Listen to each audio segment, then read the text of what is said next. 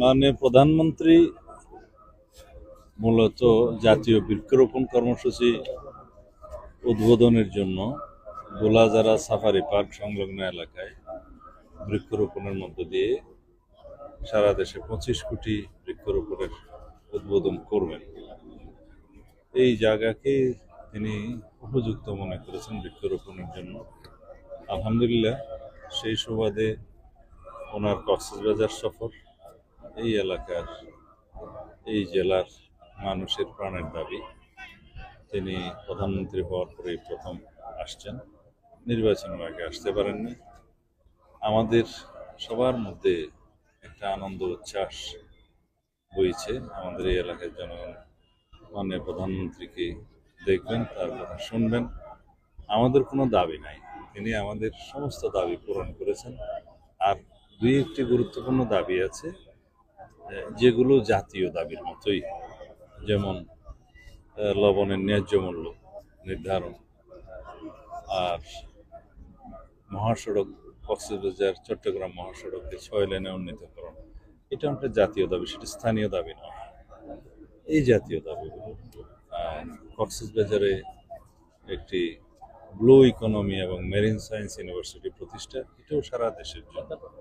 এই জাতীয় দাবিগুলো আমরা উত্থাপন করব, মাননীয় প্রধানমন্ত্রী বিবেচনা করবেন।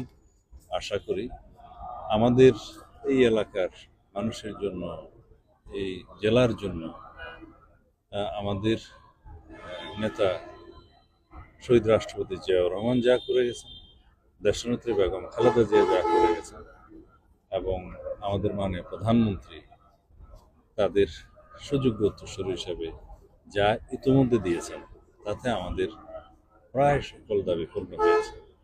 আমি এই উপজেলার মানুষের চাহিদা মাফিক মাতামুহুরী নামে একটা নতুন উপজেলা সৃজন করার জন্য মাননীয় প্রধানমন্ত্রীকে অনুরোধ করেছিলাম।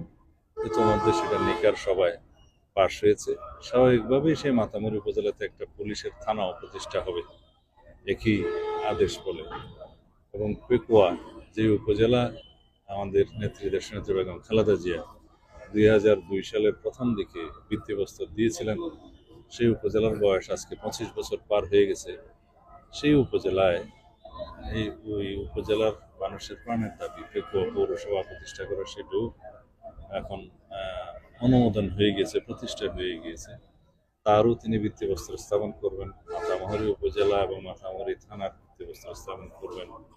আর এখানে একটি জনসভায় তিনি ভাষণ দিবেন, সেখানে আমরা আমাদের কথা বলবো, তাকে আমরা সম্বর্ধনা জানাবো এবং বাংলাদেশের মানুষের প্রত্যাশা অনুযায়ী আমরা যাতে সারা বাংলাদেশে আমাদের নির্বাচনী ইশতেহার অনুসারে আমাদের সমস্ত প্রতিশ্রুতিগুলো বাস্তবায়ন করতে পারি।